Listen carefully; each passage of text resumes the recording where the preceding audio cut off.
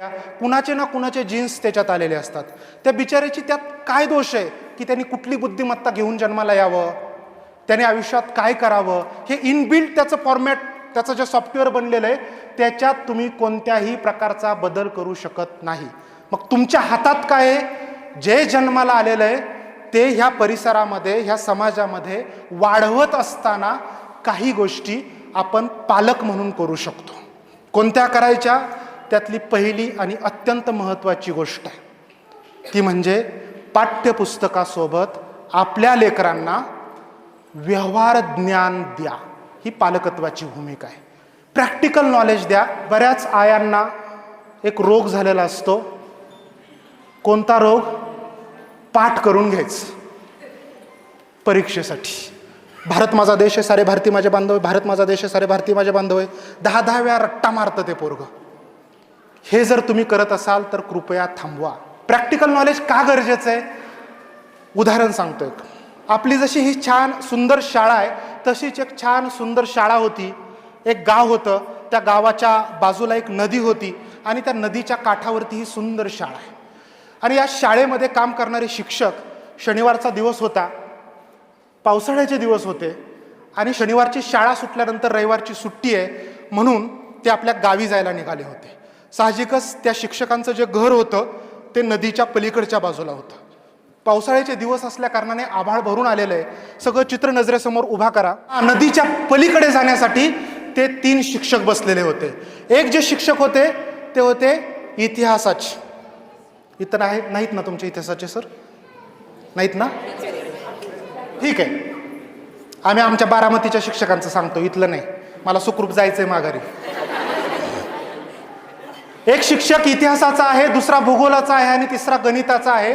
तिघांची शाळा सुटली. तिघांचंही घर नदीच्या पलीकडच्या बाजूला गाव होतं आणि तिथं जाण्यासाठी म्हणून शाळा सुटल्याबरोबर आपल्या बायका पोरांना भेटायचं या दृष्टिकोनातून ते नदीवरती गेले. पावसाळ्याचे दिवस असल्या कारणाने नदीवरती फार होड्या नव्हत्या, नावा नव्हत्या. इकडं तिकडं बघितलं, पाऊस आत्ता येईल की नंतर येईल अशी साधारणतः ढगांचा गडगडाट चालू होता. विजा चमकायला लागलेल्या होत्या आणि त्यांना पटकन पलीकडच्या गावात जायचं होतं. इकडं त्यांनी बघितलं कुठे काय दिसतंय का आणि लांब अंतरावरती त्यांना एक होडीवाला दिसला. होडी हाकताना, होडी माहिती ना तुम्हाला? तो होडीवाला दिसल्यानंतर त्या तिन्ही शिक्षकांनी हात उंचावून त्याला हाक मारली. होडीवाला आला आणि शिक्षकांनी सांगितलं, का रे आम्हाला पलीकडच्या गावात सोडणार का? होडीवाला म्हटला, पावसाचं वातावरण तयार झालंय पण ठीक आहे, माझं कामच आहे, बसा तुम्ही. तिन्ही शिक्षक त्या होडीमध्ये बसलेले, चित्र नजरेसमोर उभा करा. होडीवाल्याने होडी पुढे वळवली. होडी थोडीशी पाण्यात गेल्यानंतर ते जे इतिहासाचे शिक्षक होते ना त्यांना थोडंसं असं आपला इतिहासाचा किती अभ्यास आहे हे सांगायची जरा उर्मी आली आणि मग ते सांगायला लागले, बोलायला लागले. आणि त्या होडीवाल्याला विचारलं त्याने की का रे तुझं शिक्षण काय, तू कुठला, काय असं विचारलं की बाबा रे तुला इतिहासातलं काय कळतं का? काय विचारलं? तुला इतिहासातलं काही कळतं का? त्यावेळेस तो होडीवाला म्हटला, मी कमी शिकलेला माणूस आहे, फारसा काही इतिहास मला माहीत नाही, पण पूर्वीच्या काळात ज्या लढाया होत्या त्या ढाल तलवारीनं होतात, आता बॉम्ब, पिस्तूल, बंदूक याने होतात, एवढाच इतिहास मला माहीत आहे, ह्याच्या पलीकडचा फारसा इतिहास मला माहीत नाही. इतिहासाच्या शिक्षकाने थोडंसं चेहरा वाकडा केला आणि काय सांगितलं, अरे इतिहास किती महत्त्वाचा आहे, इतिहास खूप महत्त्वाचा आहे. तुला जर इतिहास कळत नसेल ना नावाड्या, तुझ्या जगण्यातच काही अर्थ नाही, तुझं 25% आयुष्य वाया गेलेलं आहे. नावाड्याला फार वाईट वाटलं त्या होडीवाल्याला.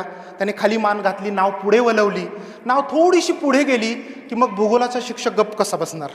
भूगोलाच्या शिक्षकाला वाटलं आपलं पण नॉलेज थोडंसं सांगावं. भूगोलाचा शिक्षक म्हटला, ठीक आहे इतिहासाचं काही एवढं महत्त्व नाही, पण तुला भूगोलातलं काय कळतं का? नावाड्या म्हटला, अहो मी सांगतोय ना, माझं काही फारसं शिक्षण नाही, 4वी-5वी शिक्षण झालेलं आहे, मी कधी फार पाठ्यपुस्तकं वाचलेली नाहीत, पण नाव हाकत असताना हवामानाचा अंदाज घेण्या इतपत, कुठली दिशा कुणीकडे हे कळण्या इतपत भूगोल मला कळतो, याच्या पलीकडं मला फारसा भूगोल कळत नाही. त्यावेळेस भूगोलाचा शिक्षक काय म्हणाला माहिती आहे? अरे तुला इतिहास कळत नव्हता ठीक आहे, पण जर तुला भूगोल कळत नसेल ना नावाड्या, तर तुझं 50% आयुष्य वाया गेलेलं आहे. इतकं भूगोलाचं महत्त्व आहे. मग ते 5 मिनिट लेक्चर देत होतात भूगोल किती महत्त्वाचं आहे म्हणून. नावाड्याला वाईट वाटलं. नावाड्याने खाली मान घातली, नाव पुढे वळवली आणि आता नाव नदीच्या मध्यभागी आलेली आहे. आणि मग त्यावेळेस नाव ज्यावेळेस नदीच्या मध्यभागी आली आहे त्यावेळेस गणिताच्या शिक्षकाला वाटलं आपण पण थोडं आजमावून बघावं.